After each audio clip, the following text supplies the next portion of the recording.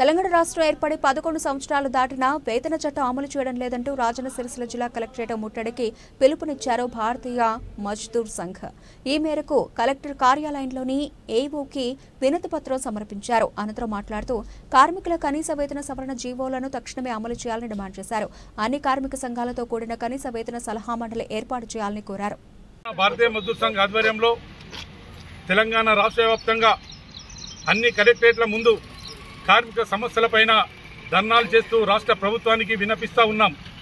కనీస పెన్షన్ను 13 సంవత్సరాలు పూర్తయినప్పటికీ కూడా ఈ రాష్ట్ర ప్రభుత్వము గత ప్రభుత్వము ఎమ్మెల్యే ఎంపీలకు కనీస వేతనాలు లక్షల్లో పెంచారు. కానీ ఉమ్మడి ఆంధ్రప్రదేశ్ నుంచి ఇప్పటి వరకు కూడా కనీస వేతనాలు పెంచినటువంటి రాష్ట్ర ప్రభుత్వాలు.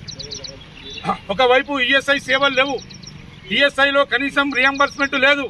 ఈఎస్ఐకి సంబంధించినటువంటి కార్మికులు వైద్యానికి పోతుంటే కనీసం రియంబర్స్మెంట్ ఇవ్వలేనటువంటి దుస్థితి. కేంద్రం ఒక ఐపీకి 3,000 రూపాయలు ఇస్తే సంవత్సరానికి 400 కోట్ల రూపాయలను రాష్ట్ర ప్రభుత్వం తీసుకొని ఖజానాకు వాడుకుంటుంది కార్మికుల యొక్క పైసను. అది వెంటనే బేషరతుగా ఏదైతే ఈ కార్మికుల ఈఎస్ఐ డబ్బులను అంది కూడా కార్మికులకు వర్తించే విధంగా చట్టం తీసుకురావాలి.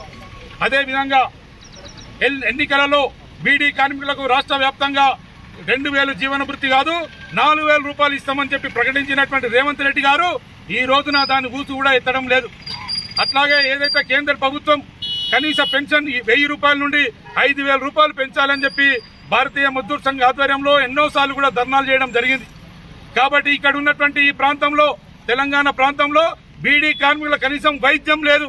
పక్కకున్నటువంటి ఆసుపత్రిని వెంటనే ఈ యొక్క ఈ కేంద్ర మంత్రి వాళ్ళు రాష్ట్ర ప్రభుత్వం వెంటనే చర్య తీసుకొని ఇక్కడ ఉన్నటువంటి బీడీ కార్మికుల దవాఖానాను 100 బెడ్డెడ్ హాస్పిటల్ గా వెంటనే అమలు చేయాలని చెప్పి మనం డిమాండ్ చేస్తా ఉన్నాం.